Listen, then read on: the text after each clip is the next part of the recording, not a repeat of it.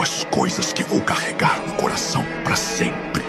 Quem me segurou firme quando tudo desabou e quem soltou minha mão no meio da tempestade.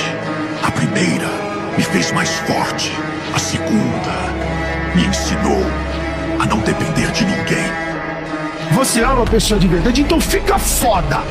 Fica espetacular. Não existe prova de amor maior do que essa. De você ficar sensacional. Atinge o seu potencial máximo e para de desculpa. Não tem plano B na vida, meu irmão. É só uma chance. Vambora! Uma pessoa que dorme sem esperar nenhuma mensagem, que ri sem nenhuma companhia e fica bonita para si mesma, entendeu o sentido da vida. A responsabilidade da nossa felicidade é só nossa. Pense nisso. Uma verdade que precisa ser dita.